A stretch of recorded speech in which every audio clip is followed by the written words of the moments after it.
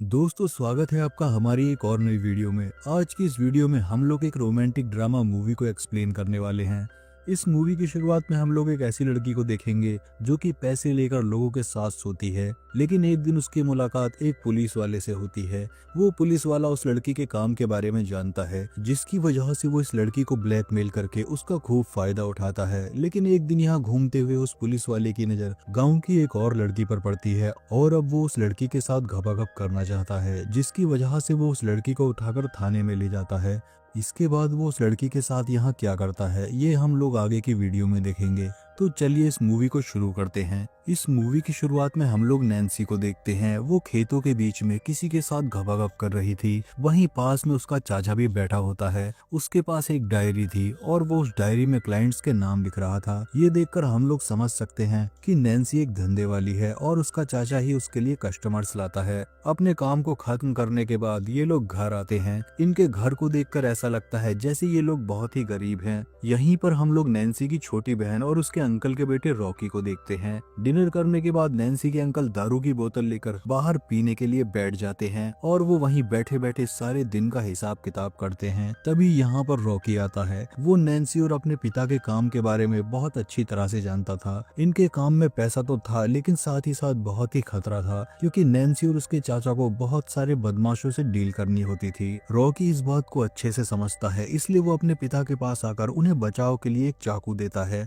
अगले दिन जैसे ही सुबह होती है, नैन्सी अपने अंकल के साथ एक दूसरे क्लाइंट से मिलने के लिए जा रही थी, लेकिन वो आदमी नैन्सी के साथ बहुत बुरी तरीके से इंटीमेट होता है। वो नैन्सी के साथ जबरदस्ती किए जा रहा था। वहीं इधर बाहर हम नैन्सी के अंकल को देखते हैं, जो कि आराम से दारू पी रहे थे। वहीं अंदर नैन्सी चिल्ला चिल्ला कर रो रही थी। जब नैन्सी की चीखें बहुत ज्यादा बढ़ जाती हैं, तब अंकल रूम के अंदर जाते हैं। इसके बाद वो वहां आकर उस क्लाइंट को रुकने के लिए कहते हैं, लेकिन ये आदमी अंकल की बातों को इग्नोर करता है। वो आदमी रुकने के लिए बिल्कुल भी तैयार नहीं था। इस बात को लेकर उस आदमी और नैन्सी के अंकल के बीच में झड़प हो जाती है। इसी झगड़े में वो आदमी अंकल को धक्का दे देता है। अंकल जैसे ही नीचे गिरते हैं, रॉकी का दिया हुआ चाकू उन्हीं को लग जाता है। चाकू लगने की वजह से अंकल की यहीं पर मौत हो जाती है। अंकल की मौत के बाद सभी लोग बहुत ही उदास थे। अब धीरे धीरे इनके पास सारे पैसे खत्म हो जाते हैं, लेकिन अंकल के फोन पर लगातार क्लाइंट्स के कॉल आ रहे थे। मजबूरन नैन्सी को वो कॉल रिसीव करनी पड़ती है। क्लाइंट्स नैन्सी को मीटिंग के लिए बुलाते हैं। सेफ्टी की वजह से नैन्सी अकेले नहीं जा सकती थी,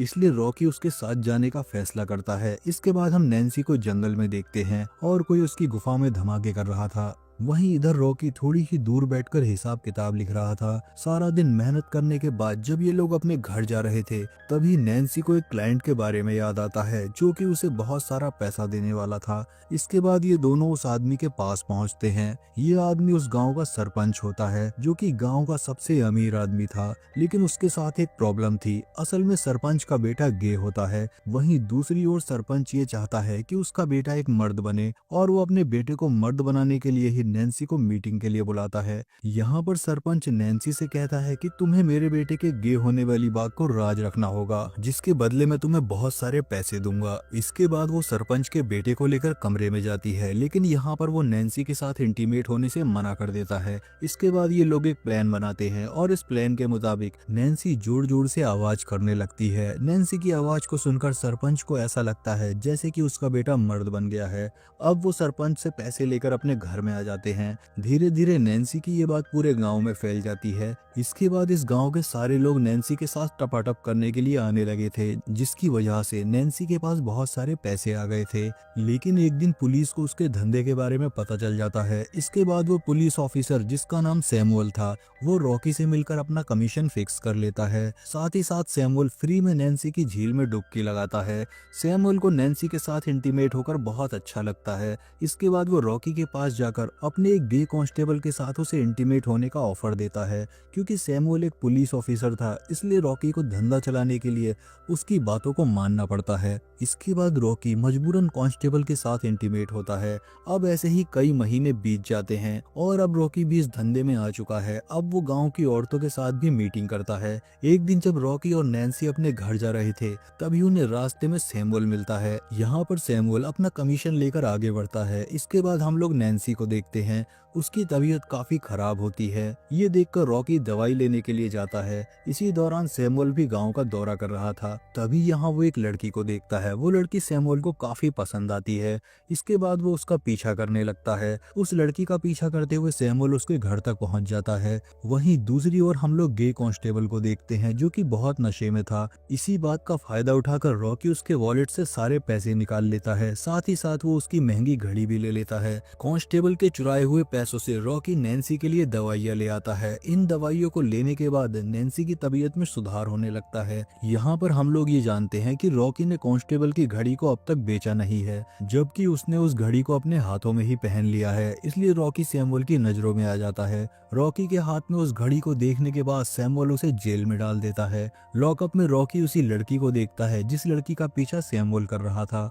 असल में उस लड़की को सैमुअल ने ही किडनैप कर लिया था, लेकिन सैमुअल ने उस लड़की को अब तक हाथ नहीं लगाया था क्योंकि सैमुअल उसके साथ जबरदस्ती नहीं करना चाहता है, बल्कि वो उसके साथ उसकी मर्जी से इंटीमेट होना चाहता है। वहीं दूसरी ओर हम लोग रॉकी के घर को देखते हैं। उसके घर के सारे पैसे खत्म हो चुके हैं और गाँव के दुकानदारों ने भी नैन्सी को उधार देने से मना कर दिया है। इसके बाद हम लोग नैन्सी को देखते हैं जो कि कमजोरी की वजह से घर में ही गिर जाती है। उसकी छोटी बहन बहुत कोशिश करके उसे होश में लाती है। इधर हम लोग रॉकी को जेल में देखते हैं। यहाँ पर रॉकी जब उस लड़की से बात करता है तब वो लड़की अपना नाम अमाया बताती है। अमाया रॉकी से हेल्प मांगती है, लेकिन यहाँ रॉकी तो खुद ही जेल में बंद था, तो वो अमाया की हेल्प कैसे करे। ये दोनों अभी बातें कर ही रहे थे, तभी सैमुअल यहाँ आ जाता है। इसके बाद वो अमाया के सामने अपना डर दिखाने के लिए रॉकी को यहाँ बहुत मारता है। इसके बाद वो रॉकी को धमकाते हुए कहता है कि अगर तुमने अपना मुंह खोला तो मैं तुम्हें जिंदा नहीं छोड़ूंगा। तभी यहाँ पर सैमुअल का एक दोस्त आता है। अपने दोस्त की बातों में आकर सैमुअल अमाया को टच करने लगता है। ये देखकर रॉकी को बहुत बुरा लगता है, लेकिन वो चाहकर भी कुछ नहीं कर सकता था। फिर हम लोग सैमुअल को देखते हैं। उसे रॉकी की डायरी मिल जाती है। इसके बाद वो उस डायरी को लेकर रॉकी के पास आता है और वो उससे क्लाइंट्स के बारे में पूछताछ करता है। इसके बाद वो रॉकी को छोड़ने के बदले में उससे पैसों की डिमांड करता है, लेकिन रॉकी के पास तो पैसे थे ही नहीं। ये सुनकर सैमुअल पैसा कमाने का एक नया तरीका ढूंढ कर निकालता है। वो रॉकी की डायरी से क्लाइंट को फोन करता है और उसे अमाया के साथ घपाघप करने के लिए यहाँ बुलाता है। क्योंकि अमाया की उम्र बहुत ही कम थी, इसलिए वो आदमी यहाँ आकर अमाया को डराता और धमकाता है। इसके बाद वो आदमी जैसे ही अमाया की गुफा में धमाका करने वाला था, तभी सैमुअल यहाँ आकर उस आदमी को मारकर यहाँ से भगा देता है।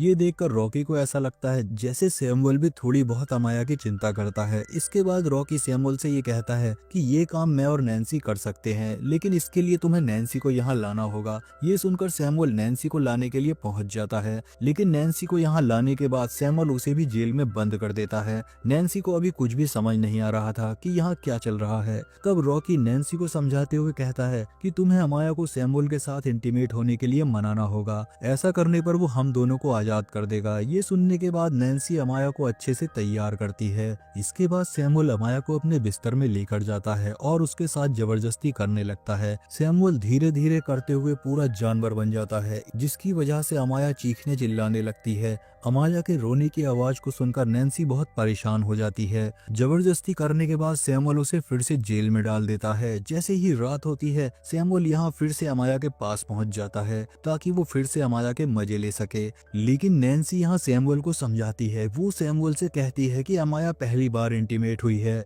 जिसकी वजह से वो बहुत दर्द में है, इसलिए तुम अमाया को आज छोड़ दो। अगर तुम चाहो तो वही काम तुम्हारे लिए मैं कर सकती हूँ। ये सुनकर सैमुअल अमाया के सामने ही नैन्सी के साथ इंटीमेट होने लगता है। सैमुअल जब नैन्सी की गुफा में धमाके करते हुए क्लाइमेक्स तक पहुंच जाता है, तब नैन्सी एक चाकू लेकर सैमुअल का गला काट देती है। इसके बाद वो चाबियां लेकर रॉकी को आजाद करती है। तभी अमाया को भी बहुत गुस्सा आता है और वो एक रॉड सैमुअल के अंदर घुसा देती है। सैमुअल को मारकर अमाया बहुत खुश थी। सैमुअल की यहीं पर मौत हो जाती है। अब ये तीनों भागकर अपने घर पर जाते हैं और जल्दी जल्दी अपना सारा सामान लेकर यहाँ से निकल जाते हैं। इतने में ही वो कांस्टेबल भी अपनी कार लेकर यहाँ पहुँचता है, क्योंकि वो भी अपने काम को छोड़कर अपनी लाइफ को एंजॉय करना चाहता है। यहाँ एक साथ रहते हुए ये चारों लोग बहुत खुश थे। अब रॉकी अमाया के साथ रिलेशनशिप में आ जाता है और यहीं पर ये मूवी खत्म हो जाती है। दोस्तों, आपको ये मूवी कैसी लगी कमेंट्स में जरूर बताएं और वीडियो को लाइक और चैनल को सब्सक्राइब भी जरूर कर दें। मिलते हैं हमारी अगली वीडियो में।